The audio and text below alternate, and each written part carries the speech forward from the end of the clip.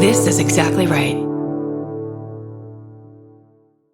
This episode is supported by FX's The Shards, a seductive drama from executive producer Ryan Murphy. Set in 1980s Los Angeles, the series follows a group of glamorous, deeply entangled high school seniors drawn into a life of wealth, beauty, parties, and excess. At its center is Brett, whose reality begins to unravel when the arrival of a new student coincides with a series of mysterious murders. FX's The Shards premieres August 5th on FX and Hulu. Goodbye.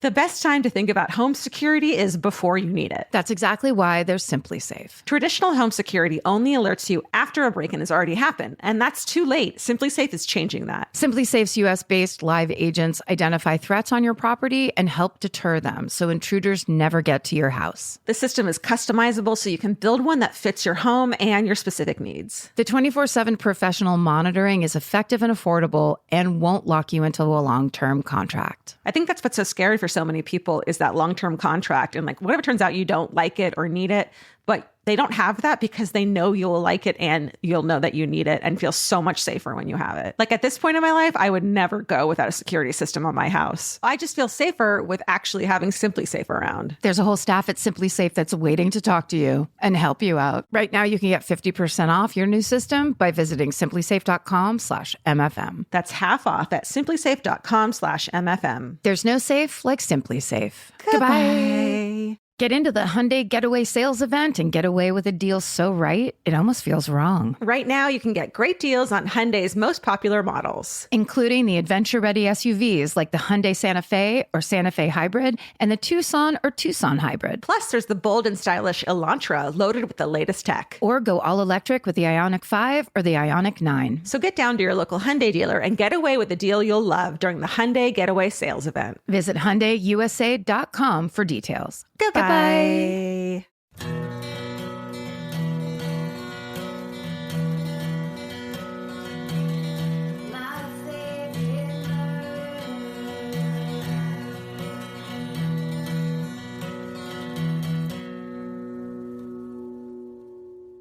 Hello. And welcome to my favorite murder, the 300th episode.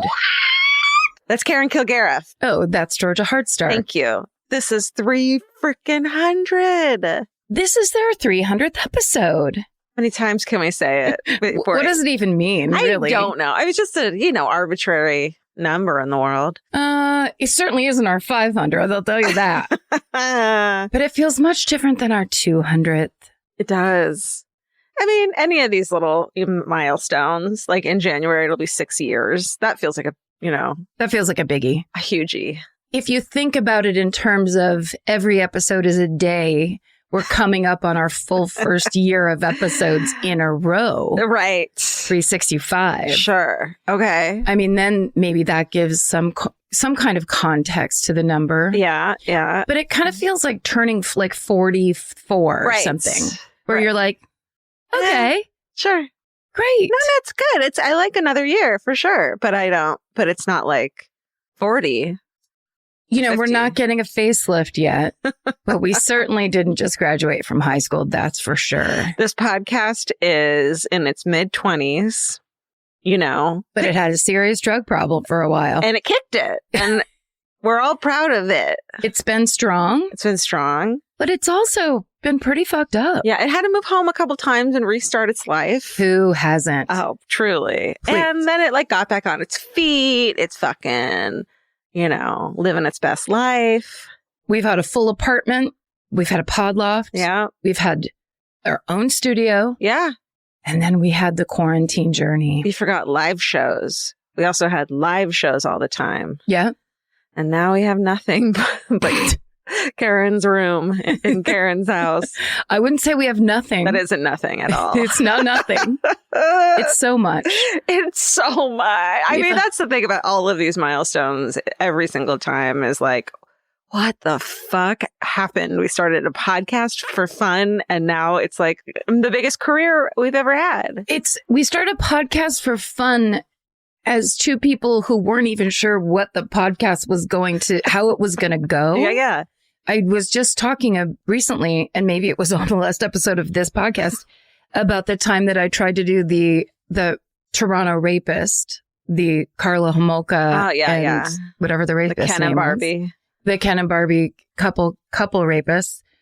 And I thought I was going to be able to tell you that story off the top of my head. Right. That's what we thought we were doing. You can go back and listen to that absolute failure of an episode on my part with no paper in my hands. Well, you also were working on Baskets at the time, right? Talk Show the Game Show. Talk Show the Game Show. And something else. And some other show. Yeah. So we didn't know yet what was going to happen in our lives. It was like podcasting was a thing that I had done in the past that was easy because you just get together and chit chat. Yeah. But then we entered into the world of true crime podcasting, which is an entirely different beast as we now understand. Yeah. Well, at 300, I'll just say that this has changed my life so incredibly that I mean, I never expected my life to look like what it looks like right now. And I'm so fucking grateful to you, grateful to our listeners, grateful to Stephen for coming along with us. Yep. Same. And I just can't believe how lucky we got. I mean, it is kind of funny to think about if you were a listener and hey, what's up, day one listeners? I wish we had a list of your names because we used to meet people like at live shows and stuff. It'd be like day one listener, random scrolling through the podcast app listener. But we definitely have those people. Imagine the journey they've been on. I mean, it's so fun. And I think like it's true in a lot of the people who listen from the beginning and are like, it's so crazy to hear you guys be like, we have 5,000 people in the Facebook group. And now it's like, now we have millions and millions of fucking downloads. It's crazy. I think the ultimate sign of success is we had to shut that fucking Facebook group down. It got problematic. And that's how you know. It got trolled out of control. That's right. And it wasn't a quaint, happy, fun, safe place to be anymore for anyone. For anyone. No. And that's why the fan cult exists. I mean, that's kind of the thing of like, as things changed, as things grew, there was just all kinds of lessons that we had on tape, like recorded for everyone to hear. Yeah, for sure. Pretty insane. What lessons await us? I mean, in a month and a half, and when it's 6 years, what our lessons are we going to learn in that little period of time? You know what? Start journaling about the lessons, and then we're going to read our lessons. Okay. On year 6 anniversary. Yes. I feel like the biggest thing that this podcast shows is that you just got to fucking try something and do it and have fun with it, and good things will hopefully come from there. And do not expect perfection or make that some kind of a qualifier before you do something. Yeah. As two people who were insanely far from it and thought it was kind of no big deal. Yeah. To start with, we then had to grapple with the idea that now we're exposed as being intensely imperfect. Yeah. What are we going to do now? And I'll just say for myself, I think I can speak for you these days, but right now I'll say for myself, it's okay to fuck up, and it's okay to be imperfect, because that's what evolution is about. That's what actually learning and growing is about. Yes. And that's the part that you have to pay attention to, is the point is to learn and grow, not if you insist on perfection from yourself and everyone, you're never going to be happy. And then not learning and growing from your mistakes is just this huge missed opportunity for you to become a better person. But you also have to be selective about who you listen to and why you're listening to them. Yes. Looking at you, Twitter. Looking at you, all of social media. Yeah.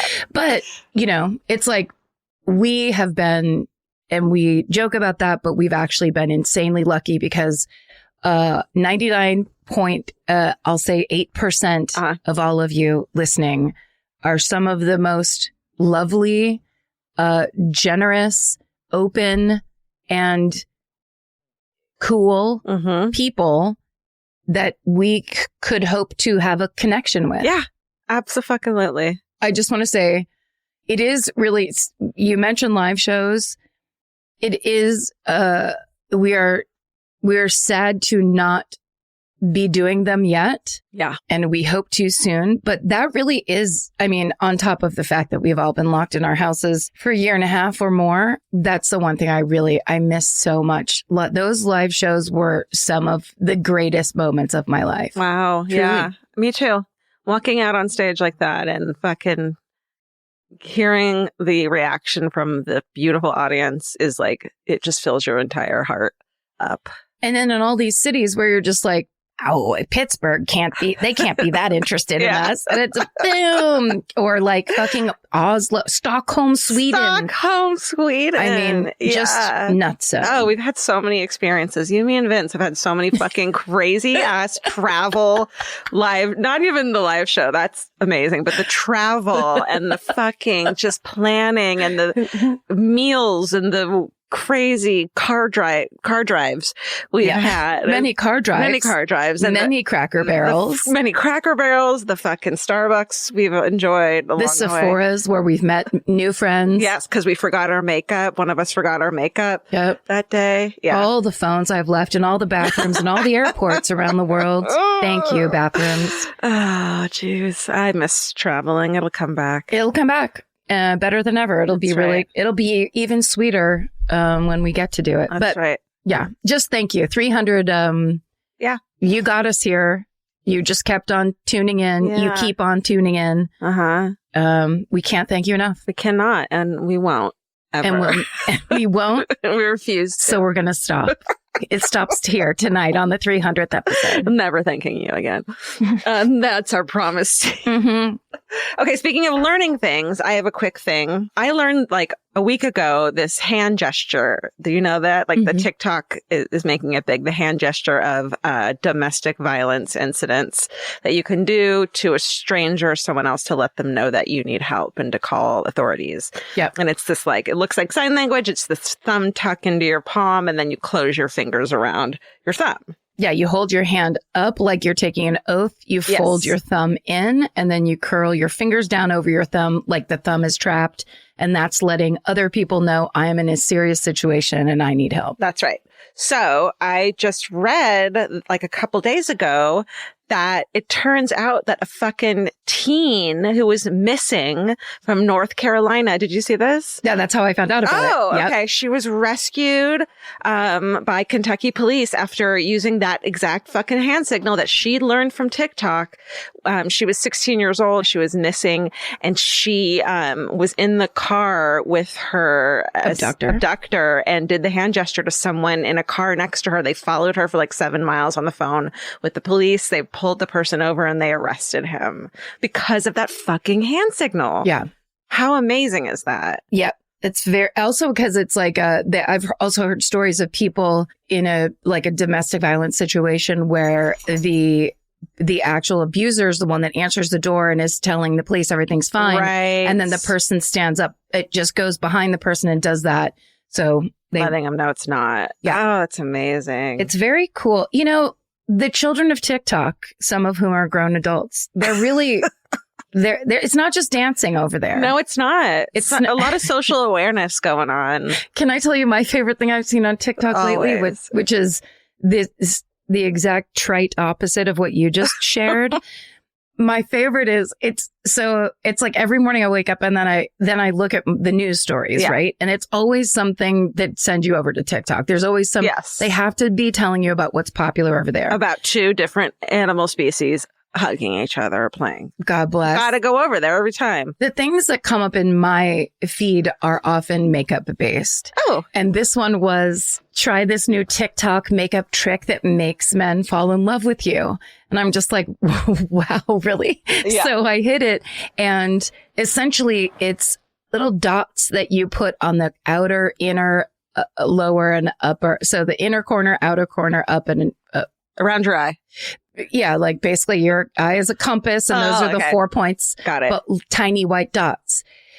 So I'm like, interesting. And the women showing that this is the trick are just like, I did this.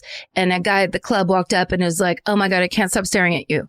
Meanwhile, this girl is so gorgeous. Where I was like, honey, you could smear shit under both eyes like a football player and they would do the exact same thing. It's not makeup tricks, baby. Yeah. You have beautiful enough skin and a face that you can do front facing close up makeup tips. Yeah. Right. There's no, it's also like, it kind of feels very bad to be like, do this thing so a man will fall in love with you. And it's like, that doesn't exist, and that shouldn't be your goal in life and makeup.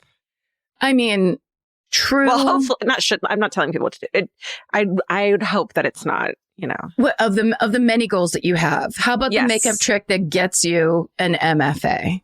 How about, you know, I mean, but look, that's not the kind of stuff that people, I wouldn't click on that. Yeah. I'm like, what? Oh, right. What would work? But then it's just like, you know, really what works of a guy coming up and going, I can't take my eyes off you, is being exceptionally beautiful. Yeah, is being someone who men can't take their eyes off of. Literally, when my phone acts, if like I accidentally open FaceTime, what I see in that phone makes me drop the phone. So God bless. No, gorgeous. I'm not. I'm gorgeous and God loves me. I'm saying it's great to be 22 and talk. What I love is they're always like, use this base that makes your skin glow. And it's like, bitch, your skin's glowing night and day. You're 22. You couldn't have more estrogen in your system. You're fucking oil. Oh man, if I had thought of the word, it would have been great. But an oil derrick? No, like a hippie lamp. What are those things called? Oh, a lava lamp? Your face is a fucking lava lamp. People can't stop staring at it. Like, go away. You don't need tricks. You don't need tricks or trips. You don't need fucking makeup. Actually, you're looking great. Just slap on some lip gloss and be like, "You're lucky to be here, friend." That's the trick. That's the true trick. Oh, but getting older. Still, ding. Could you imagine? No, it also looks ridiculous, probably. First of all, part of that, I know that makeup trick from the stage because that's how I should say, like, people on Broadway make their eyes look bigger is you stick a bunch of white makeup in the corner, in both corners of your eyes, and it basically fakes out. Yeah, we knew that in the 90s TikTok girls, okay? But I like, this is just like, it's tiny white dots. So also somebody could walk and be like, were you painting your house earlier? Maybe they're also a house painter and they're just excited to talk to you about your trade. It just doesn't sound like something I want to spend my time on. You know, I had enough energy to put today a little concealer over the bruise that we talked about on the mini-sode. And that's about all I had time for. Took the makeup off from under my eyes, which just never seems to go away, even if I don't wear makeup for weeks. For real.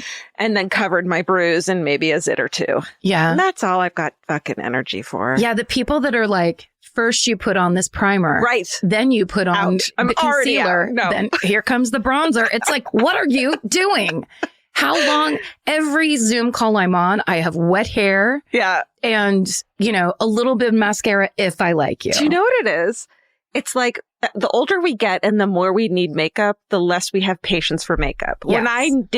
When I was in my 20s and fucking glowing like a fucking lava lamp, I put all the makeup on. I didn't need it. Now that I am older and graying and, you know, dehydrated most of the time and I could use a little makeup. Slowly turning into an apple doll. That's right. I don't fucking care. Can't be bothered. I don't care. Even the grays I'm getting, which I'm only graying in my right temple, which is really a sexy look. I would highly recommend. Oh, dude.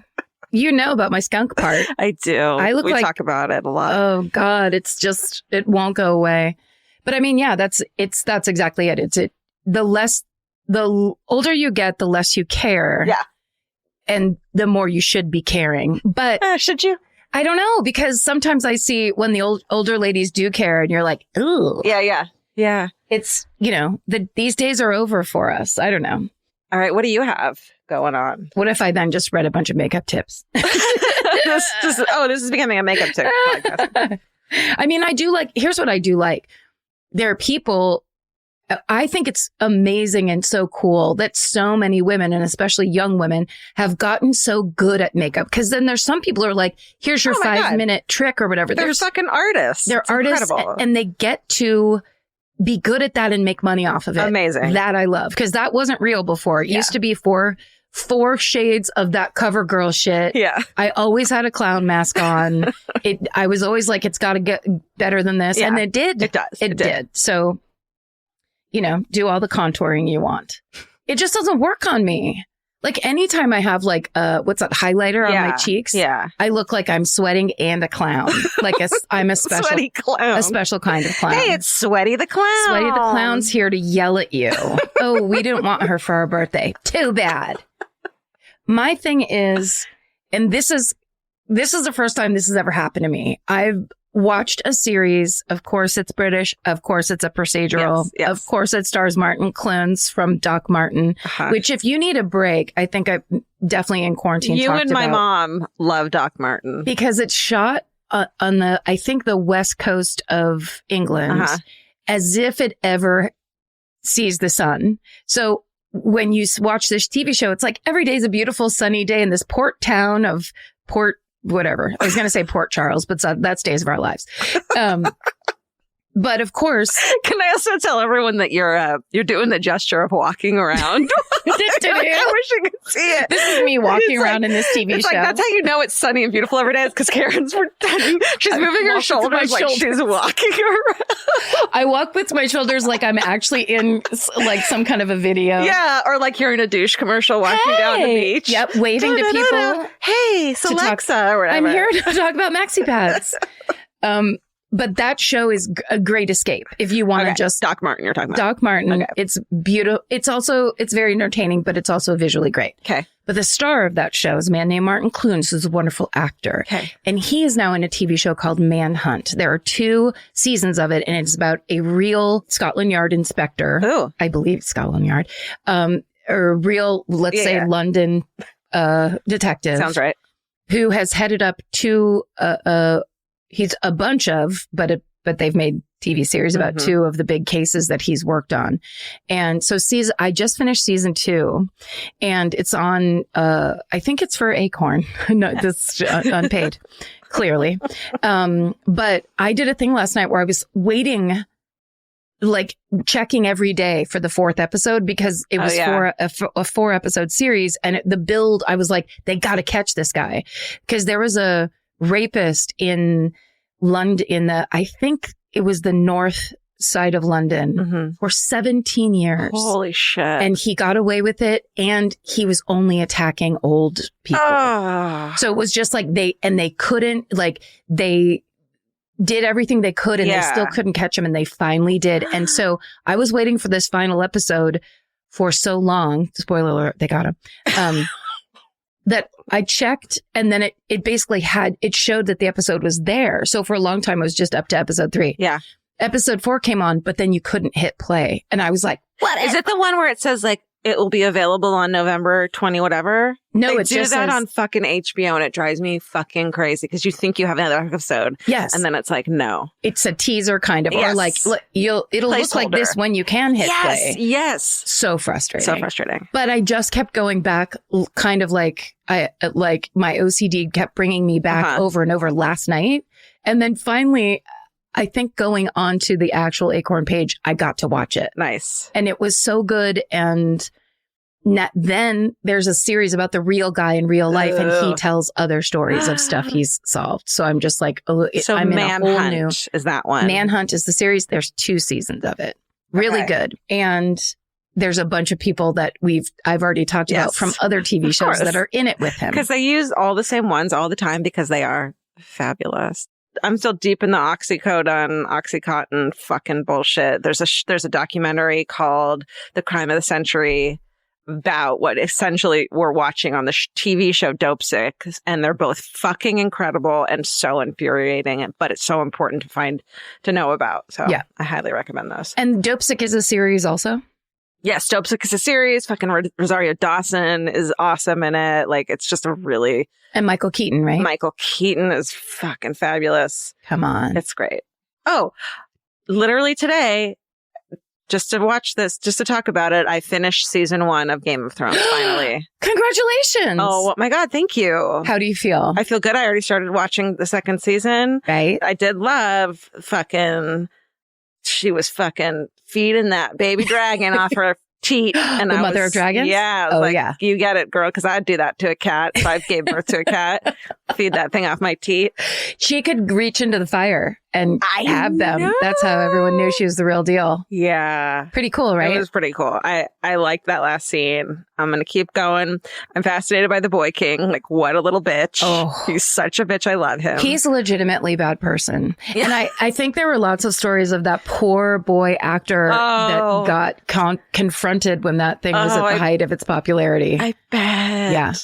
And Peter Dinklage, I could just watch him on screen all day long. I mean, truly a gift. Uh-huh. That whole cast, so the Hound, I've already bragged about this, but that's, I like to say my friend, but I mean. The dog? I hung out. The Hound, the guy with the partly burned face. Oh, I thought you meant the dog that belongs to Jon Snow. The direwolf. Oh, the Hound's cool. So that's Rory McCann. He was in the book group. That's right. He was one of the stars. So I got to meet him when I went and worked on that. Yeah. He's truly one of the sweetest, nicest Scottish gentlemen I mean of all time. And seeing him in that, I'm like, God, he's a good actor. He is. I really like him, that character. Yes. But he's mean and he's like all business and he's whatever. And you're like, God, but then it's like, oh, he's so not like that in real life. My favorite was when we used to go out after shooting. He was the one that he never understood that I don't drink. So he'd always he'd go, oh, do you need a drink? And I go, oh, no, I don't drink. And then he'd go, okay, I'll get you next round. He always thought I meant right then. Oh, I get it. That's like when your grandma's like, when you say to your grandma, I'm vegetarian. And she goes, but what about some chicken? Yes. You just haven't considered. No, it's not. How about a nice cider? How about a cider? How about a cider instead? Yeah. Yeah. Oh, that's great. You're in the club now. I'm in it to win it. It's gonna get so good. Okay. Dragons. Dragons. Should we do exactly right corner? Let's do it. Corner. I mean, there's so many great things happening on the network. Always. We're only able to highlight a couple. That's right. Or we'd be talking about it all night. That's right. Instead, we have to talk about our own gratitude. That's much more interesting. We're very excited because on Berger Weiniger's legendary podcast, I Said No Gifts, he has you know him from Veep, you know him from Detroiters, you know him from being one of the funniest people around. Mr. Sam Richardson is the guest. So you should definitely go over and listen to those two talk about gifts and whatnot. Legendary comedian. And we didn't say it on the episode last week, but it was the 1 year anniversary of I Saw What You Did, our film podcast. Yeah. And so you should definitely go listen to Danielle and Millie talk about that because they've been doing it for a full year. Incredible. They know what it's like now to podcast for a living. Yeah. And so you have to listen to their movie reviews. They're doing some amazing ones these days. Female hosted movie review podcasts. You guys, we gotta support that. Please. And then also, so now you guys know Karen and I are doing a third episode every week, the celebrity hometowns, where we bring a celebrity friend on and they tell us whatever the fuck their hometown is or their favorite story, which is so great. So this week, you guys, it's already up. Our guest is none other than Paul freaking Holes. That's right.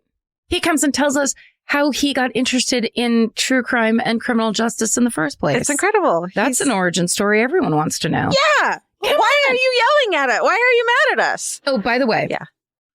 I talked to Michelle Buteau.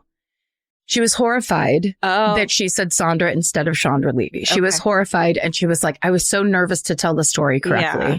And I was like, hey, I didn't catch it. And I covered that story. Right. I didn't either. We were both just so focused on our friend Michelle and being so excited to talk to her.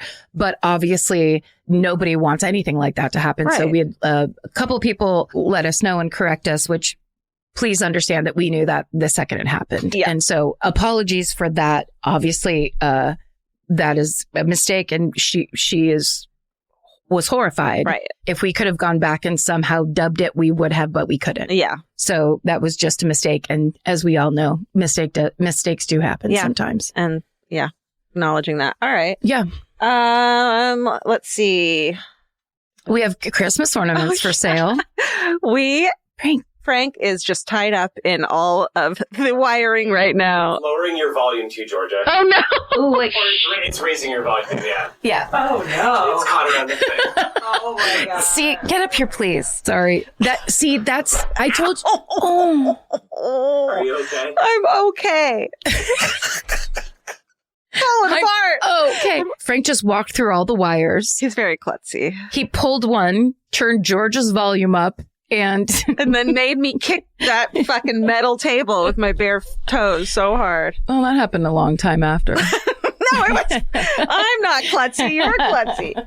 So get your, not just Christmas, but get your holiday gear My Favorite Murder holiday gear at My Favorite Murder. Yep. And also follow Exactly Right on Instagram, Twitter, Facebook, and for updates on all of our shows there. Yes. Anything else? I think that's it for the biz. All right. Well, I'm first today, right? Yeah, do it. Okay. And I will. And away we go. Let me just put my dots on around my eyes. Oh, now I'm listening. Now you're going to look at me while I do this.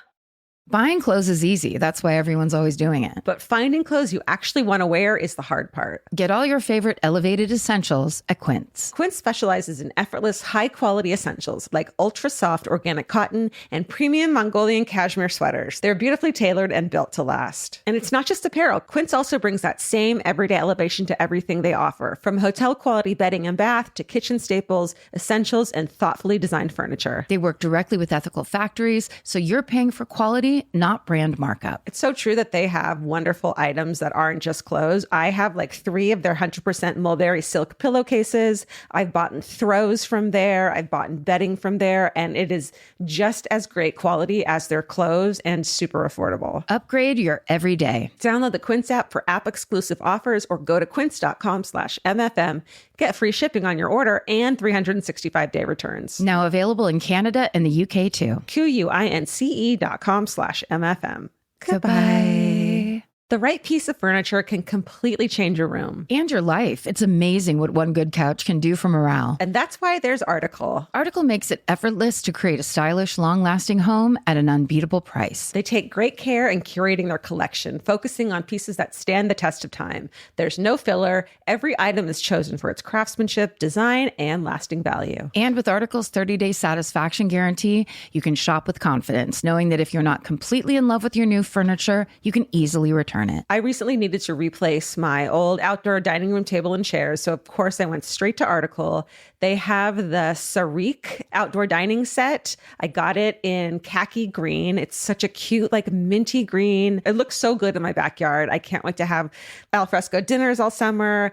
You know, we can carve pumpkins on it in fall. It's so beautiful. Article knocked it out of the park once again. Article's offering our listeners $50 off your first purchase of $100 or more. To claim, visit article.com/murder, and the discount will be automatically applied at checkout. That's article.com/murder for $50 off your first purchase of $100 or more. Goodbye. Get into the Hyundai Getaway Sales Event and get away with a deal so right, it almost feels wrong. Right now, you can get great deals on Hyundai's most popular models, from hybrids to EVs and more. Score on the adventure-ready SUVs like the Hyundai Kona, Tucson, Santa Fe, or Palisade, or the bold and tech-inspired Elantra. And the most advanced and capable Sonata or Sonata Hybrid yet. Or go all-electric with the Ioniq 5 or Ioniq 9. But getting away with a great deal is just the beginning, because every new Hyundai is backed by America's best warranty. Which means you can shop with confidence and drive with unrivaled peace of mind. So get down to your local Hyundai dealer and get away with a deal you'll truly love, but don't wait. The Hyundai Getaway Sales Event won't be around for long. Visit HyundaiUSA.com now for details. Goodbye.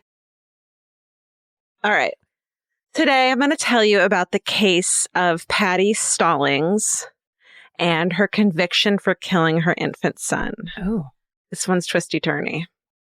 The sources used today are the National Registry of Exonerations, 3 St. Louis Post-Dispatch articles by Tom Eulenbrock, by Virgil Tipton, and then one by staff writer, an Associated Press staff article, People magazine article written by Paula Chin, and the National Institutes of Health, and also there's a forensic files about this. So, here we go.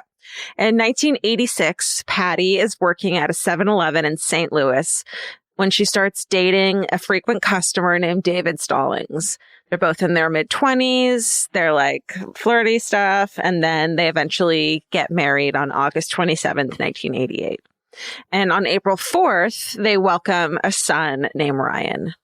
The new family moves away from the big city to Hillsborough, and they move into a home overlooking the lake. So they're starting their life together. Around 2 weeks after his birth, little Ryan starts experiencing health problems. He can't keep his formula down. He's vomiting at least once a week. The problems don't go away, but the Stallings, quote, kind of get used to it. According to People magazine, over the July 4th weekend that year, Patty finds 3-month-old Ryan, quote, listless in his crib, staring at the ceiling, breathing heavily, and his lips are shut tight. I know, it's awful. Patty immediately gets in the car and starts driving Ryan to see his pediatrician at Children's Hospital in St. Louis, but she's like panicking. And so she gets off on the highway too soon and ends up instead going to Cardinal Glennon Children's Hospital. And this is a mistake that'll haunt her. So Ryan is immediately put on a respirator and many tests are conducted. On July 7th, blood results show a high level of ethylene glycol and acetone in his body. Ethylene glycol is a colorless, it's sweet, it's found in radiator antifreeze, it's found in industrial solvents and in resins, and it can be fatal in large enough doses. The hospital tells the Stallingses that their son has been poisoned with antifreeze. Oh. So the officials at the hospital, they call the sheriff's department and also the Missouri Department of Family Services. So they start interrogating the couple separately, of course. The police ask questions like, does the couple ever fight? If Patty's jealous of the baby? And they even tell David that Patty failed a lie detector test, which isn't true. The results were just inconclusive. And of course, lie detector tests either way are bullshit. David, of course, is like, thinks the police are crazy, that he doesn't believe his wife would ever harm their son. And it doesn't matter what he thinks, of course, because the police are convinced that Patty poisoned her baby. They theorize that she did it by putting antifreeze in his formula. And when they do a search of the family home, they find 2 bottles of antifreeze in the basement, and one of them is half empty. Mm. So, of course, real quick, we all know about Munchausen syndrome by proxy. WebMD describes it as a psychological disorder marked by attention-seeking behavior by a caregiver, often the mother.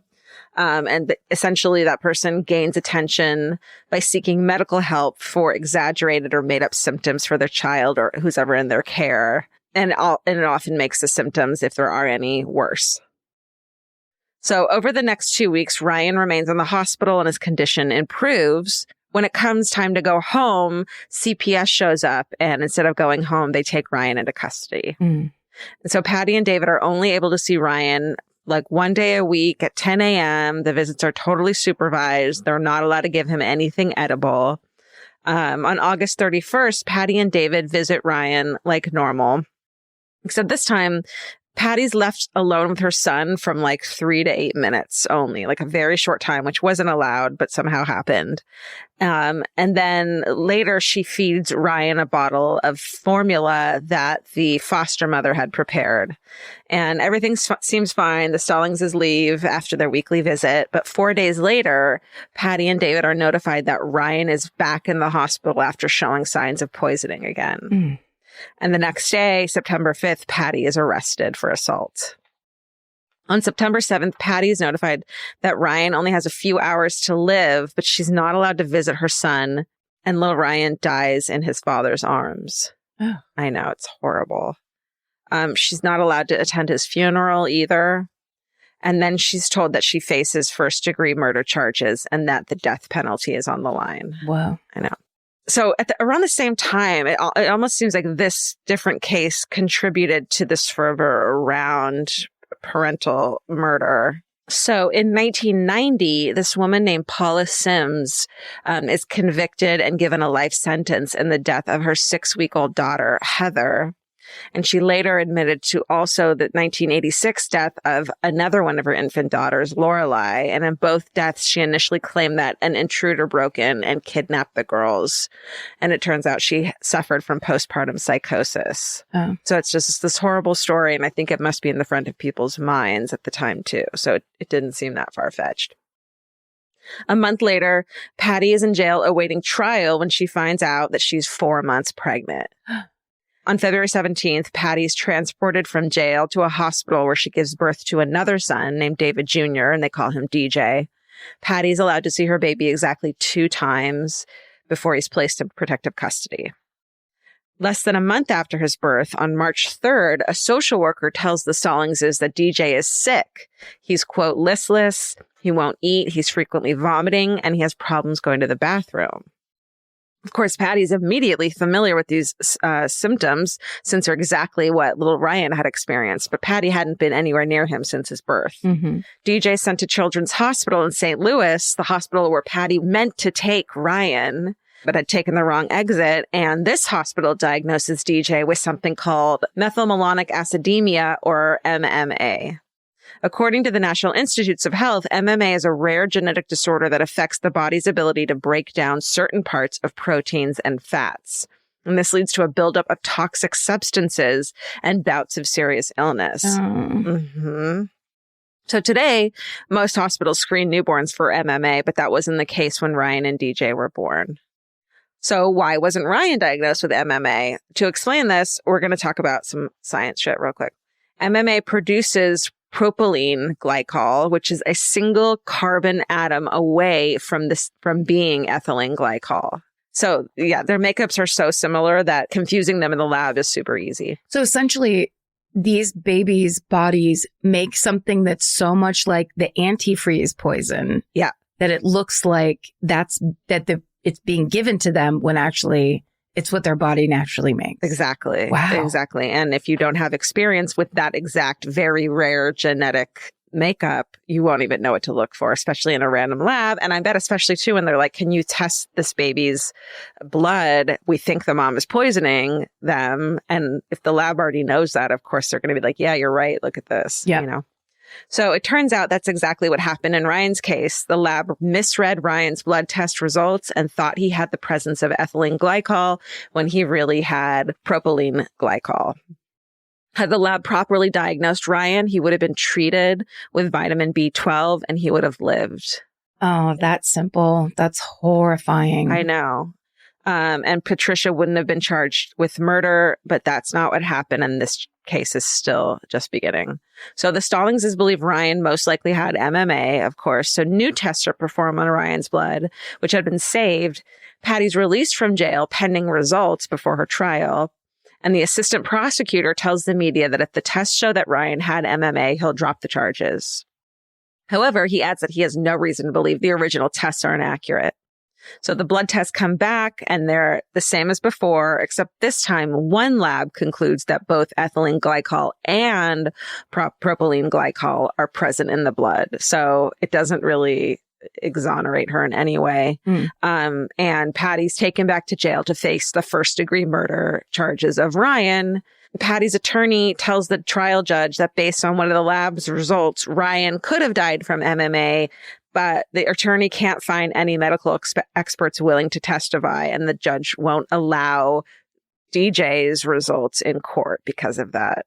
So it doesn't seem like the defense attorney fought hard enough to find, evidence to exonerate her. Well, also, I think that's really saying something. If the defense attorney was saying they can't find someone, it's like people are saying they don't want to get involved in arguing for the fact that rare disease exists or something. Right. Well, as you'll hear, there are experts in it that could have been found. Paid for, right? Ooh. Maybe. Yeah, that's true. Just maybe. Have been money. In January 1991, Patty's 3-day trial begins.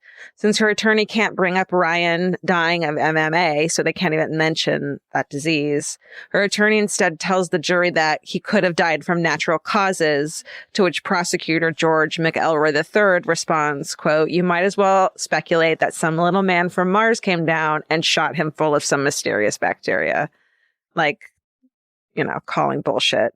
He says there's no other way to explain how ethylene glycol made its way into Ryan's body. And police and social workers testified that Patty showed little emotion upon learning about Ryan's death when she was in prison, which we all know, of course, can't be quantified. On January 31st, Patty's convicted of first-degree murder and assault and is sentenced to life in prison. After hearing the verdict, David, the husband, faints and is taken to the hospital. So he totally still supports his wife and doesn't believe she did anything to the baby. Especially he knows what happened. Right. Even before, now of course, but even before that, he was like, there's no fucking way. Yeah. For her first month in prison, Patty can't sleep or eat. She loses so much weight that she goes from a size 11 to a size 7. And then she finds Buddhism, which teaches her to do whatever it takes to survive. And it's her only way she survives this, she says. What? Sorry. I've never heard Buddhism described like that. What? Buddhism is like do whatever. Mercenary. You know what Buddha taught. Anything it takes. That's right. That's right. Squash the little guy. May I counter suggest? Yes. That maybe it's Buddhism is accepting that life is suffering. Yes. And that essentially being in the present moment and accepting, that not wanting things to be different, that level of acceptance actually releases a lot of the pain that people go through, always thinking their life should be different. Right. I mean, maybe Karen, there you go. I would just like to be the prosecutor here and argue. I appreciate that clarification. Just a personal clarification. I could be wrong. I don't think you are. I'm not a Zen master. You don't think it's that do whatever it takes, eye of the tiger? Fucking. I mean, I bet you there's certain sects of Buddhism where they're like, we can kill you with our hands. We just are choosing not to in the present moment. That's what it is. Okay. In May 1991, Patty's case is featured on Unsolved Mysteries. And this dude, Dr. William Sly, who's the professor and chairman of the Department of Biochemistry and Molecular Biology at St. Louis University, happens to be watching. Thank God. He contacts Dr. James Shoemaker, who's the director of the university's metabolic screening laboratory. And he says yes. And he ends up testing samples of Ryan's blood. And he concludes that Ryan did die of MMA. So thank God this guy was watching. Yes, for real. Dr. Shoemaker sends the samples containing MMA. So he sends the sample to 7 different commercial labs to see who will get it right. And out of the 7 labs, 3 of the labs come back with the wrong results. So that's how easy it is to read the results incorrectly.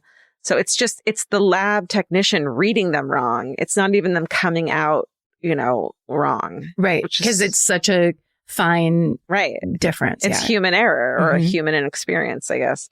So prosecutor McElroy still doesn't believe Patty didn't kill her son. He asked Dr. Sly and Dr. Shoemaker to find an expert on the matter. And so they go to this guy, Piero Rinaldo, who's a renowned geneticist from Yale. He looks over the results. He spends the next 6 weeks investigating the case and determines that the 2 doctors are correct. So according to People magazine, Ronaldo says, quote, the scientific findings used to convict Patty were grossly inaccurate. And he says, technically speaking, I've never seen such lousy work. It's a classic case of misdiagnosis. Whoa. I know. So finally, this guy, McElroy, the prosecutor, is convinced.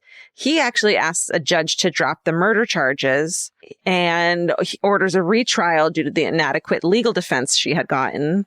Not due to the new blood test findings. So on July 30th, 1991, Patty's released and placed on house arrest while she waits another trial.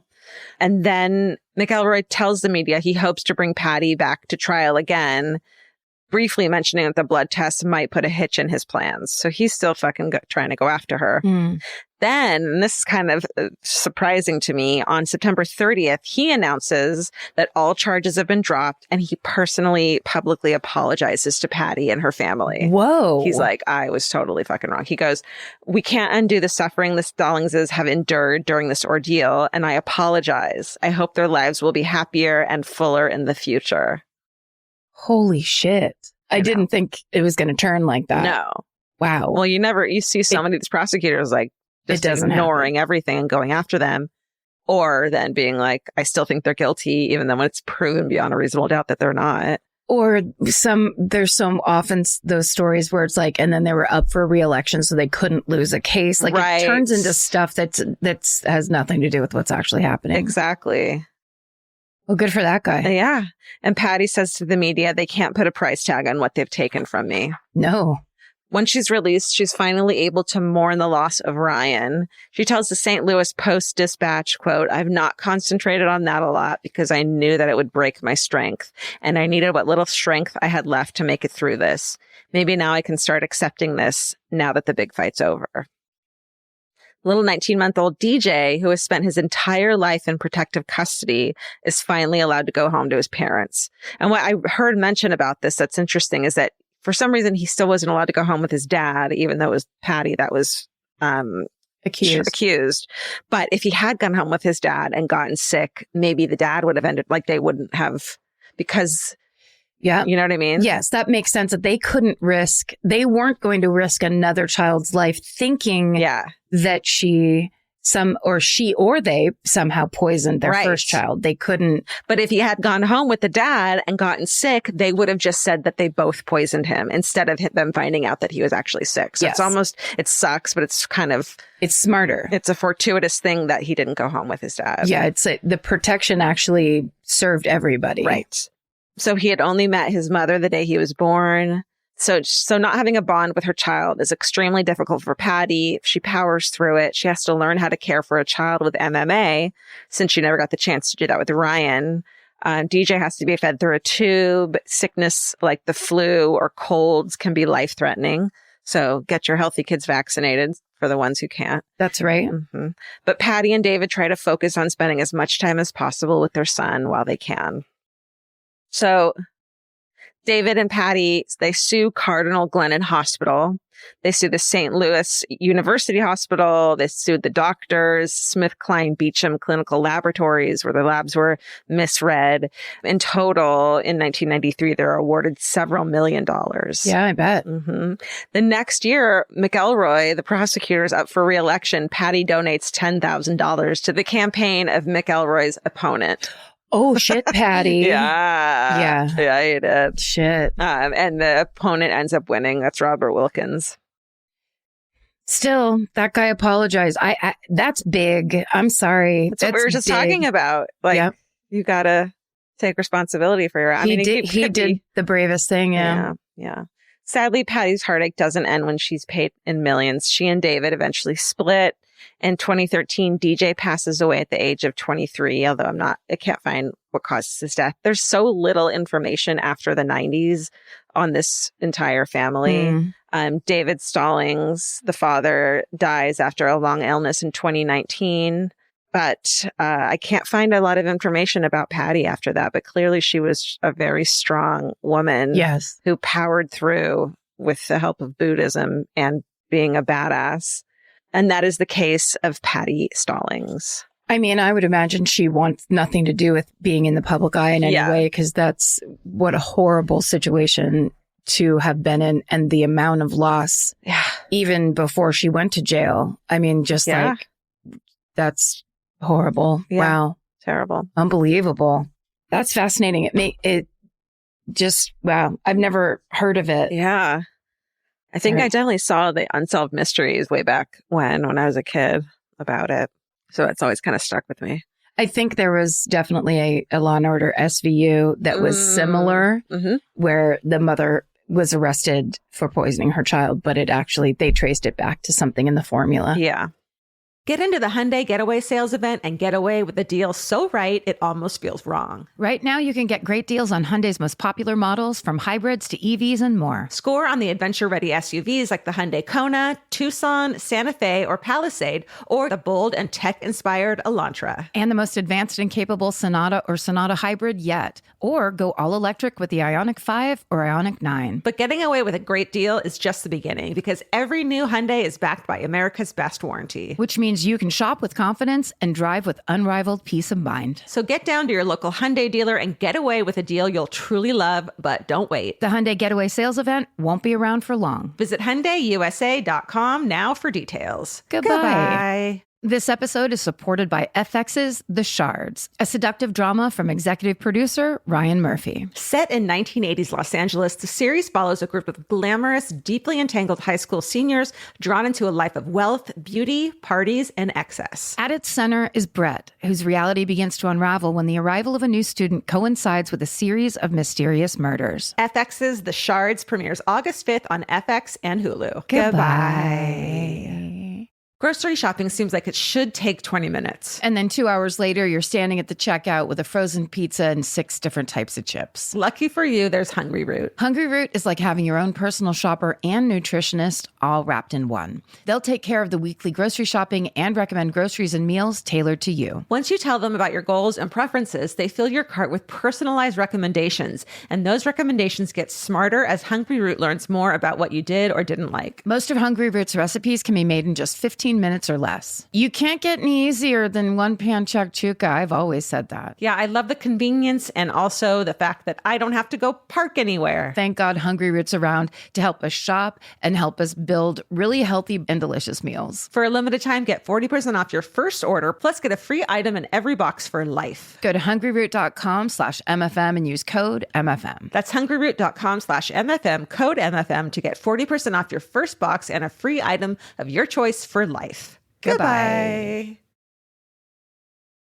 Okay, this week for our 300th episode, I'm going to tell you the story of the Chippendales murder. Ooh. Do you know this one? I've been hearing things about it lately, but I don't know about it. Okay, so this has hit the pop culture scene that I know you love to hang out in lately because there's all kinds of projects going on about it. And I just saw an article and was like, the what? Yeah. And just looked it up, and I simply can't believe that it's real and that I'd never heard about it before. Yeah, I don't know the details at all. Okay, awesome. Well, I'm going to tell you. Okay. So sources for this, a lot of the names of the articles give away what I'm talking about. So I'm just going to tell you. There's an article for ABC 7 Chicago by Emily Whipp, Boaz Halaban, Jekka Tate, Glenn Ruppel, and Lauren Efron.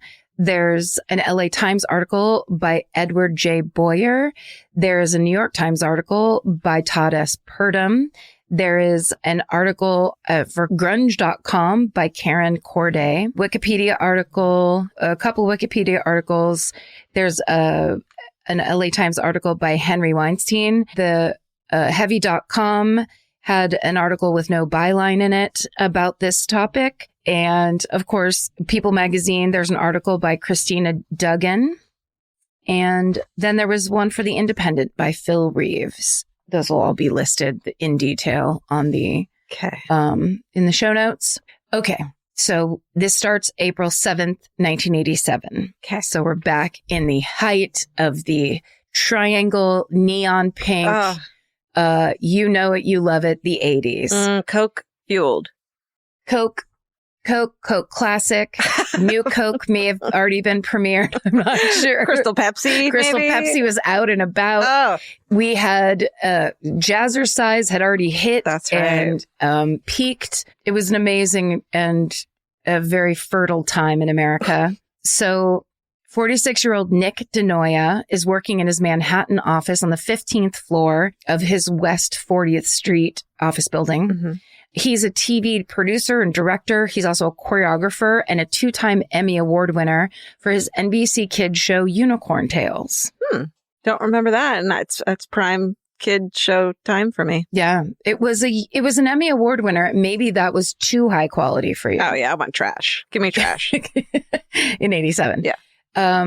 But Nick's most recent and arguably most lucrative venture has been choreographing original dance numbers for the world famous male dance revue, Chippendales. Damn, that guy's got a fun life, I think. I think so. So if you grew up in the 80s, you knew about the Chippendales dancers, which is very strange. Definitely. Because they were male strippers that had basically been brought to pop culture. Well, it's almost like Playboy a little bit too, where it's like, if you're a kid, you still know what Playboy is. Exactly. It's still this like, woo, taboo, fun thing. Now, I just tried to look it up to see. It felt to me like I'm sure there was a Donahue episode about Chippendales because I feel like I saw them. Of course, there's the infamous and insanely hilarious Saturday Night Live sketch with Patrick Swayze and Chris Farley where they are both Chippendales dancers. That really is one of the funniest and most legendary incredible sketches of all time. That was from like 1990, I think. Yeah. But Chippendales was so huge, and they were such a kind of like a cultural turning point. Mm-hmm. They were really big. But I also like, it's too early, but I had memories of them making like guest appearances on like The Love Boat. Yeah. But The Love Boat is 270s. Yeah. Like, I just knew that they were around, and as like maybe Dallas. Were they on an episode of Dallas? I bet you on shows people would go see Chippendales. Yes. And then that's how kind of like I, as a 13-year-old, would know about them. No, it was a known quantity. They were everywhere. Yeah. So Nick DeNoia was a big part of the national success of Chippendales. Yeah. Are you going to talk about what they wore too? Because I feel like that you need to have a picture in your head of what they were wearing. Okay. So if you are a Gen Zer and you're just like, I don't know what you're talking about. This was an all-male stripper dance troupe. Yeah. And they wore black spandex pants. Yeah. No shirt. Yeah. White cuffs. Like tuxedo cuffs. Tuxedo cuffs and tuxedo collar and like little bow ties. Yeah. Which was actually, and I will talk about this later, a ripoff of the Playboy outfit that women used to wear. Makes sense. So they kind of appropriated that slightly. This was very like the 80s idea of sexy men, which is a ton of like feathered hair, mustaches, very hairy chests, very oiled chests. Cut and fucking worked out to high health. Yes, these were, strippers, male strippers, but they were like, the like real high class, they look like male models. Yeah. And when you look at pictures of them now, you're like, oh, these actually all look like gay porn stars. Yeah. Because that was like the big mustache and the chef's kiss of male models. Yeah, truly just real Adonises. Okay. So essentially this is a business that in 1987 was just like couldn't have been huger. Uh-huh. So around 3:40 on April 7th, 1987, an unnamed business associate goes to Nick's office to go talk to him, and he finds him dead on the floor of his office. He's been shot through his left cheek. And when the police arrive on the scene, they note a bullet wound from a large caliber gun has been used. And based on the position on the floor, it looks like Nick was shot as he was just sitting at his desk. Wow. When the murderer fired. There's no signs of a struggle and nothing seems to be missing or stolen. So it's immediately very suspicious. Captain Edward Minogue leads the investigation, and witnesses tell him that they saw a man about between 35 and 40 years old, possibly Hispanic, approximately 5'7", 145 pounds, who had been hanging around Nick's office and around the building before the shooting and after the shooting. They described this man as being clean shaven, having either black or salt and pepper hair, wearing a dark tan jacket and jeans. So they immediately start digging into Nick DeNoia's business history for possible suspects and motives, being that the murder took place in his office. So the year before, DeNoia ran a traveling Chippendales troupe under the name Chippendales Universal. So the troupe was associated with the official Chippendales company, but Chippendales Universal was an independent organization that paid royalties to the original Chippendales company. It was like a, what's it called? Like a franchise. Yeah. So the general manager of the New York Chippendales Club was a man named Thomas Lord. And he said that DeNoia had recently parted ways from the Chippendale company altogether. Chippendales company altogether. So we'll go into the history of Chippendales. Okay. So it was started in 1979 by a Los Angeles entrepreneur named Soman, but nicknamed Steve Banerjee. So Steve Banerjee was born in what's now Mumbai, India, on October 8th, 1946. He emigrates to the United States in 1969 and settles in Los Angeles. So when he first gets to LA, he owns a couple gas stations. He works at them as an attendant. He tries to do a bunch of other business things. Like he tries to kind of work his way through different businesses. None of them go very well. Then in 1975, he decides to buy a bar that's over on the west side of LA, and he names it Destiny 2, Roman numeral 2. Wow. So he has these dreams of like a successful nightclub. Mm-hmm. So to drum up business, he tries all kinds of entertainment. So he tries, of course, exotic dancers, magic acts. There's even female mud wrestling, which was, remember, all the rage back in the late 70s, early 80s? It was. So gross. But none of that really hits and nothing takes off. Then in 1979, Steve takes some very fateful advice from a bar regular, a guy who calls himself the Canadian Pimp. This man tells Steve that he should try hosting an all-male strip show so that women come to his bar. And this man's name is Paul Snyder. So that name might sound familiar to you, and that's because he was the boyfriend of Playboy playmate Dorothy Stratton. Oh. Yep. And the two had very recently moved to Los Angeles from Vancouver, Canada, because Paul Snyder had sent Dorothy's nude photos into Playboy, and she immediately, they were like, move down here. You're in the magazine. She immediately got movie parts. Her career took off huge. The next year she was Playmate of the Year, 1980. Yeah. And of course, Paul was like Svengali-like guy. He made her marry him. He became her quote unquote manager. So he thought he was a mover and shaker in Los Angeles. Mm-hmm. And the more successful Dorothy Stratton got, the angrier he got. There's a lot of cocaine involved. He ended up murdering Dorothy Stratton and then killing himself. Yeah. It's the plot of the movie Star 80. It's very infamous. And Paul Snyder is the guy who gave Steve Bandry the idea to start Chippendales. That is wild. And it was Dorothy Stratton's idea for the dancers to wear cuffs and... Holy shit. Yep, just like Playboy bunnies. She basically was like, oh, you got to do this.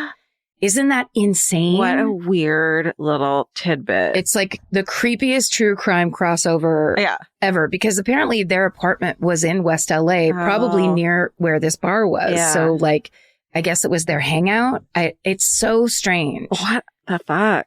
Yeah. And here's the thing, Paul Snyder, he was trying to be a mover and shaker in the business. And the truth was, he was right. This was an idea whose time had come. Yeah. Because basically the timing of this, of like, it be like turning, the 80s beginning was this time where women for the first time were like going to work en masse. There were working women. Women were independent. They had their own money. They weren't getting married right away. Right. Like that with whole the birth control pill. Birth control pills. I mean, it was the beginning. It was like first wave feminism where people were like, I don't immediately have to get married and have a kid to have my life be full. And suddenly there was this place, and this was, aside from, of course, gay bars where men would be dancing for each other. Yeah. This was the first ever all male strip show that was catered toward women. Wow.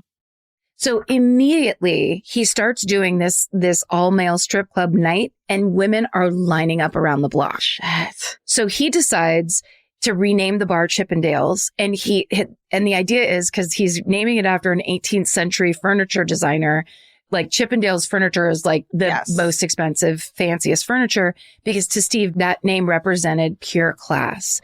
And that was one of... Oh, I did not know it was named after that. Yeah. So he's basically trying to do upscale strippers for women. Yeah. Because now, instead of it being, like down by the airport or whatever, it's kind of like saying this is a high class kind of form of entertainment where you can come and essentially, like, it was allowing women to arguably for the first time ever go out with their friends, celebrate their sexuality freely in a public space and feel like safe about it and good about it, and almost feel like it's this commercial endeavor as opposed to they're sneaking into some bar and it's kind of dirty. And it's empowering too, because you get to make the cat calls with the men now. Like, especially back then, it was like that. Cat calls were like, everyone thought it was a form of fucking flattery. All the men did. And now it's like the women got to take that back and start being the fucking objectifiers. Exactly. It was complete role reversal. Yeah.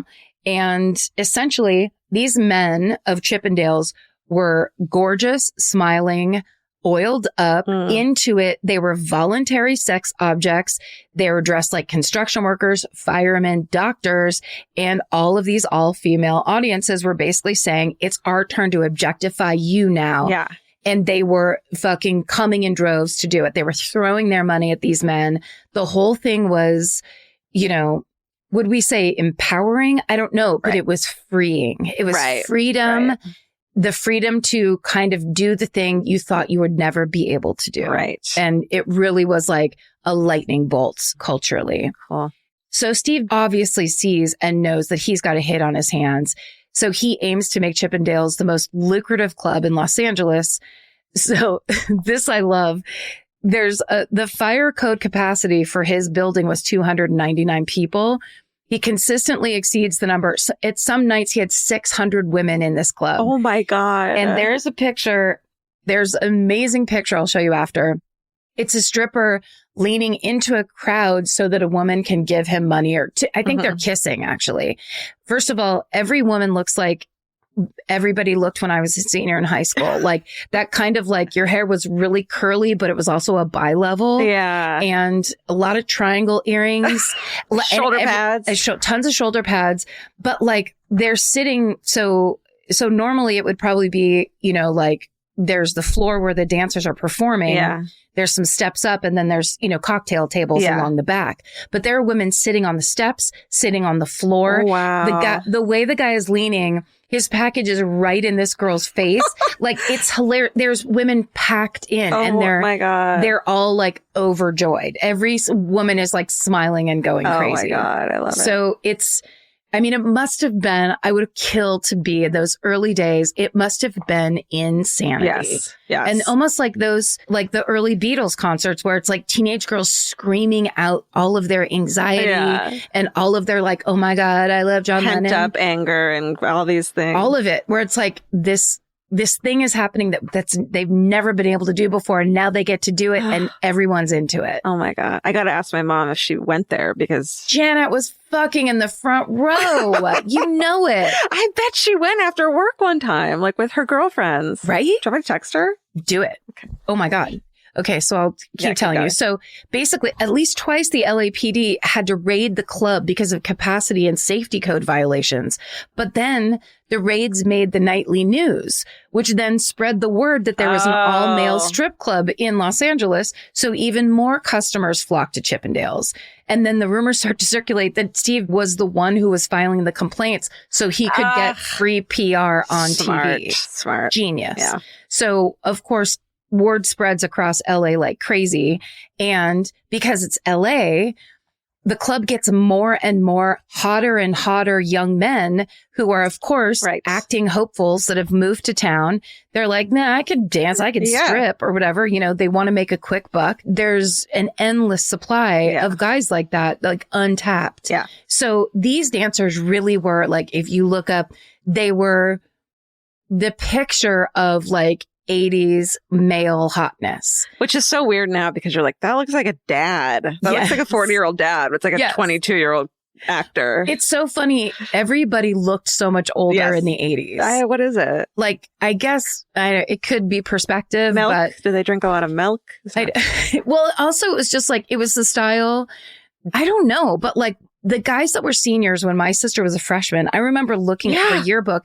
They looked like 30-year-old men. But it's a weird thing. Yes. It's a weird thing. So yes, 100%. There was a guy that was a senior and my sister was a freshman. She would talk about how when they would do volleyball for PE, he would hit the volleyball just with his elbow. Like it was no big deal. And it would just like make them go insane. It was a different time. It was a very different time. It was a very football-y kind of like jock. The Steelers and the Rams and the whatever. Yeah. It was jock central. Yes. And this was like, the jocks were dancing for your pleasure. Okay. I mean, that's a pretty nice turn. All right. I think. I'll take it. Okay. So one such talent was a man named Reed Scott, who auditioned to be a dancer in the early 80s, probably like 81. Mm-hmm. He gets the job. Then he works his way up from dancer to he becomes the MC of the whole show. Mm-hmm. And then he eventually starts working on the business side. And the business is exploding, of course. So in 1981, Bangery hires TV producer and director Nick DeNoia to choreograph the dancers' moves. So I think in the beginning, it was kind of like, just come out and strip and do what you can. Yeah. Nick DeNoia comes in with that, the TV showbiz kind of thing and is like, no, this needs to be a show. Like where put on a Vegas style show almost. Yes, exactly. So at first they all come out in their cuffs and their bow ties. They all have the same outfit on. Yeah. A woman named Candace Marin, who was the associate producer for Chippendales at the time, said Nick DeNoia's real skill, quote, as a choreographer and a director was coming up with moves that a great big muscled guy could perform and look graceful while doing it. Amazing. So they were essentially casting for looks. You didn't have to be a great dancer. Of course not. But then, so they would make dances that you could get away with it. Yeah. But then, of course, I'm sure after a while you had your Patrick Swayze types who are like, oh, and guess what? I am also a professional dancer. So watch this. 5, 6, 7, 8. Chippendales becomes so popular. Steve opens a second club in New York City in 1983, then one in Denver, then one in Dallas. Damn. Yeah. So that's when Nick DeNoia comes up with the idea of starting a traveling Chippendales dance troupe so they could bring the exotic male dance sensation to all the cities in the country that didn't have their own home Chippendales club, which is genius. So smart. It's immediately a hit, and it starts earning the company additional millions every year. Wow. So, as we all know, with great success comes great bickering. Steve Bandry and Nick start fighting over their differing creative visions for both the club act and for the company itself. Reed Scott was there watching his bosses go, quote, toe to toe and just scream and curse at each other. Hey. That was from an article in People magazine. So in 1984, Steve and Nick settle on a deal, and this was literally written on a bar napkin, where Nick DeNoia can continue running the touring troupe under the Chippendales name, but he and Steve will split the profits of that 50-50. But Steve is incredibly competitive. He is incredibly paranoid, and he wants it all to himself. Yeah. Like, it's kind of that mistake a lot of people make where it's like, hey, guess what? This was actually Paul Snyder's idea. Right. Like, first of all, and then, whatever it was when it started, which would be, I would love to see when it started. Yeah. And the cool thing is, there's movies coming out. There's been a bunch of like made for TV movies about this case, which is crazy because I've never heard or seen any of them. No. But more importantly, there is a podcast that came out this year by a historian named Natalia Petrozzella, and it's called Welcome to Your Fantasy. And it's all about this case and about Chippendales. So if you want, I didn't listen to it, but I bet it's amazing. So if you want the like drilled down details, that is what you should listen to. Welcome to Your Fantasy by Natalia Petrozzella. So anyway, so Steve is trying to basically hold on to everything and keep it for himself. Mm-hmm. So he starts getting really paranoid. He hates seeing that Nick is getting the like recognition with the success of the touring act. It's like almost like Nick's getting everything in his mind. And he's bummed at that, like that Nick's getting the credit, and that also he starts to get paranoid that Nick is keeping more than 50% for himself. Mm-hmm. So this jealous paranoia builds and builds as the company grows in fame and popularity. So it's just getting worse. I didn't see anything that said anything about drugs, but it was the 80s. Of course, at a nightclub. A nightclub in the 80s. This is alleged. This is editorial. I'm just saying my opinion. Coke was fucking everywhere. Also, Coca-Cola. And also, these are like male dancers. Right. So like, I'm sure you need a little toot to get out there and get your, like, come on, that it must have been part of it. Absolutely. But that's my opinion. That's mine too. Could be made up. Listen to Welcome to Your Fantasy to get the real story, because that'd be hilarious if Natalia was just like, guess what? This was an AA strip club. There was not a dime of Coke to be had. Okay. So we're back to 1987 when the murder took place. Okay. There's 2 years of investigating Nick DeNoia's murder. It's the case has gone cold. In 1988, Steve Bandry buys back the full rights to the Chippendales touring company from DeNoia's family. So now he has everything again. In the early 90s, other entrepreneurs follow in Chippendales' footsteps and launch their own male exotic dance acts. One is a British-based strip act called Adonis. They started in 1991 by several ex-Chippendales dancers, and it's managed by former Chippendale employee Steve White. So this is a 16-man dance troupe that's operating out of England, and they hire Reed Scott as their MC. So the original guy from the club goes to do this. Reed Scott just left Chippendales the month before, and he's really excited to be in England. Yeah. It's like a new country, new venture. But Steve finds out about Adonis, and he is enraged. I bet. So then in July of 1991, an informant by the name of Strawberry, which is everyone thinks might be a fake name, contacts an FBI agent in Las Vegas named Scott Garriola. And Strawberry tells Garriola that an LA-based man named Ray Colon has offered him $25,000 per person to kill 3 targets in Blackpool, England. Holy shit. Adonis dancer Michael Fullington, Adonis manager producer Steve White, and Adonis MC Reed Scott. Oh my God. So, dude, they're all, as I just said, ex-Chippendales dancers and employees. And according to this informant Strawberry, Ray Colon gave him an eyedropper filled with cyanide, and he was instructed to inject it into these men. Holy shit. Where do you get cyanide from? The same place you get Coke from? I mean, I guess it seems like it's a different trip. Seems like it'd be really hard to find. Seems like it's the end of, it's like, yeah, it wouldn't be a nice combination. No. Okay. So the same month, Reed Scott's on stage kicking off an Adonis performance in the resort town of Blackpool, England. Mm-hmm. One of his bosses goes on stage and pulls him off mid-sentence.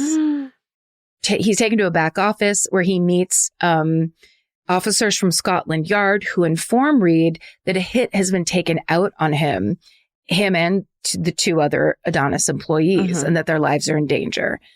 Reed Scott would later tell People magazine, "I got this cold chill as the detective told me, you can run and hide or you can stay and we can catch the killer before he gets to you." It was like something you hear in a movie. It didn't seem like real life. And then that's when Reed told the officers, this has got to be Steve Banerjee. Yeah. So Reed Scott, Michael Fullington, and Steve White, they didn't run and hide. They did continue to play it cool and let the investigation continue as they did their job.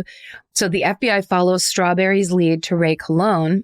And when they searched Colon's home, they found 46 grams of cyanide, which is enough to kill 230 people. So Colon's arrested on the spot and he's charged with conspiracy and murder for hire. So Colon remains in custody for the next 7 months before he decides to cooperate with authorities.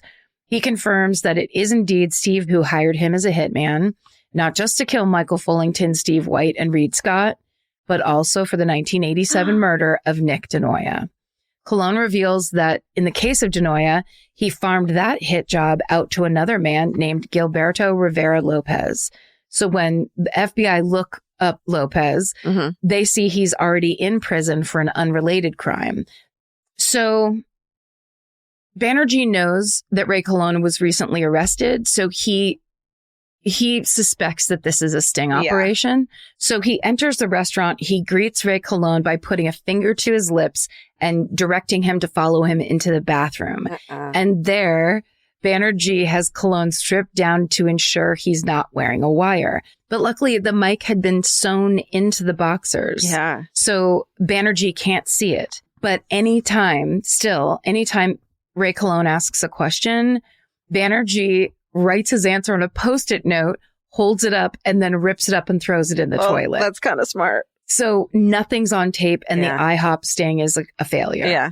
So the FBI has to come up with a new plan. So they take Ray Colon to Switzerland, where he tells Steve Banerjee that he's fled police custody and found asylum abroad. Smart. Right? So the idea of an escape rather than a release makes Steve feel more comfortable about talking, so he agrees to go meet Colon in a hotel room in Zurich. So there, the 2 men discuss the murder for hire plots. Steve's a bit apprehensive at first. He even goes so far as to say at one point that he feared the FBI might be listening in the next room, which they literally were. Of course they were.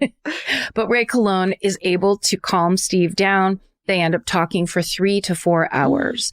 And during that conversation, Steve brings up the code word for Nick DeNoia, which is the D, they say, unfortunately. And he asks Colon if the FBI knows anything about that or about the fact that he'd given Ray Colon the money to buy guns for these hits. The FBI catches Banerjee on tape, not only confessing to hiring Ray Colon to murder Nick DeNoia, but also the attempted murders of Reed Scott, Michael Fullington, and Steve White. So on September 2nd, 1993, Steve Banerjee is arrested and he's charged with conspiring to kill his 3 former employees. He pleads guilty to the charges as well as the charges of racketeering and, a surprise twist, 2 counts of arson. Because it turns out that in 1979, there was a Santa Monica club called Moody's Disco, and they attempted to run a male strip show of their own. So Steve Banerjee hired someone to burn Moody's Disco to the ground. Holy shit. Just Greed, like they talk man. about in the songs, burn it down. Greed. Luckily, the fire did little damage and Moody's was only temporarily closed. Wow. So it didn't really do anything. But then 5 years later, in 1984, Banerjee launches a similar attack on the popular Marina del Rey nightclub, the Red Onion, because they started a male strip show. But again, the arson attempt is unsuccessful. Wow.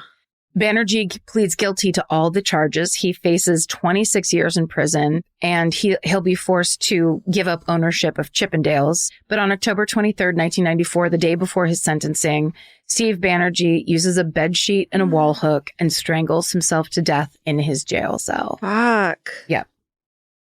So Gilberto Rivera Lopez, who's the man who's hired to kill Nick DeNoia in his Manhattan office, gets charged for Nick's murder. He's convicted of second-degree murder, and he's sentenced to 25 years to life. And then Ray Colon, the hitman who orchestrated Nick DeNoia's murder, as well as the failed hit attempts on Steve, White, Reed Scott, and Michael Fullington, he pleads guilty to conspiracy and murder for hire charges, but his sentence is reduced because of his cooperation with the FBI and his help with taking Steve Banerjee down. He's released from prison in 1996. Wow. That's a quick. Yeah. Yeah. Because he collaborated or cooperated. Yeah. The informant who contacted FBI agent Garriola Strawberry is later revealed to be a man named Lynn Bressler. So basically, if it wasn't for Lynn Bressler getting cold feet in 1991, no one would ever have known about any of this. Yeah. And those cases would have gone unsolved. Like, who knows what would have happened. So that guy really is kind of the hero for coming forward. Yeah. The Chippendale murder has been covered across film, TV, and podcasts. There's a made-for-TV movie called The Chippendale Murders in the year 2000. There's a movie called Just Can't Get Enough from 2002. The Discovery Channel, it was on the FBI files in an episode called Backstage Murder. And then, of course, the podcast Welcome to Your Fantasy that came out this year. There's also a biopic that's currently in the works by director Craig Gillespie, who did I, Tonya. And Dev Patel's playing Steve Banerjee in that. Wow. Big name. Right? And that is the unbelievable and, to me, unheard of story of the Chippendales murders. Yeah. Holy shit. Crazy, right? Twisty journey. But also, like, I can see it all in my mind of it's like over there. It was on Overland on the west side. I'm picturing exactly where it was. It's just like you can just see that kind of like that nightlife and that 80s thing going on. Well, I promise to talk to my mom before next week and find out, because there's no way she didn't go. I cannot wait to hear if Janet has a Chippendale story. I'll let you know for sure. Or if anybody, if you have a Chippendale story from the 80s. Yeah, or your mom or your grandma does. Like an OG. Yeah. Was your dad a dancer? Like, please, were you a dancer? Were you a dancer? Fucking email us. Oh my God. For your hometowns. That'd be amazing. But also, I love that there's all this.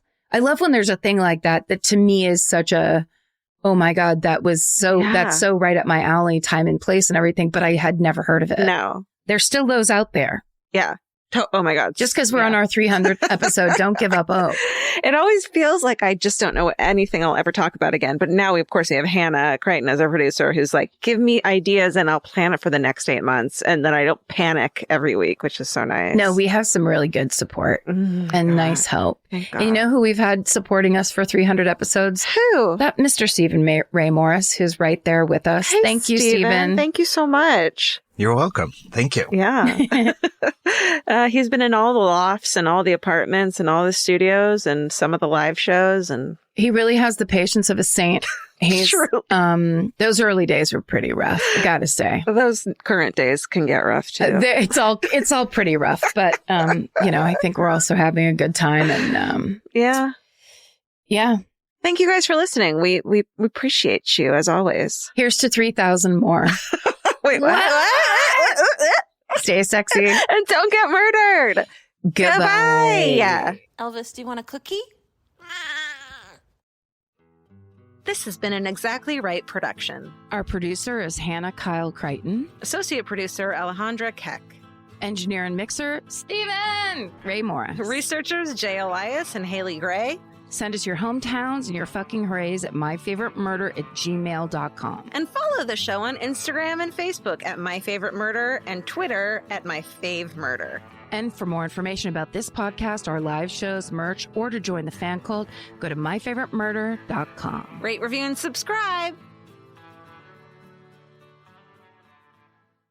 The best time to think about home security is before you need it. That's exactly why there's Simply Safe. Traditional home security only alerts you after a break-in has already happened, and that's too late. Simply Safe is changing that. Simply Safe's US-based live agents identify threats on your property and help deter them so intruders never get to your house. The system is customizable so you can build one that fits your home and your specific needs. The 24/7 professional monitoring is effective and affordable and won't lock you into a long-term contract. I think that's what's so scary for so many people is that long-term contract. And like, what if it turns out you don't like it or need it, but they don't have that because they know you'll like it and you'll know that you need it and feel so much safer when you have it. Like at this point in my life, I would never go without a security system on my house. I just feel safer with actually having Simply Safe around. There's a whole staff at Simply Safe that's waiting to talk to you and help you out. Right now, you can get 50% off your new system by visiting simplysafe.com/MFM. That's half off at simplysafe.com/MFM. There's no safe like Simply Safe. Goodbye. Vacation planning should feel like a breeze, not a deep dive into countless travel sites searching for the best deal. With Cheap Caribbean's Budget Beach Finder, you can search every destination and every date all in one search. You'll save time and money with the Budget Beach Finder. Say goodbye to endless scrolling and tab hopping and hello to Budget Beach Bliss at your fingertips. Go to cheapcaribbean.com to try out the Budget Beach Finder and see just how stress-free vacation planning should be.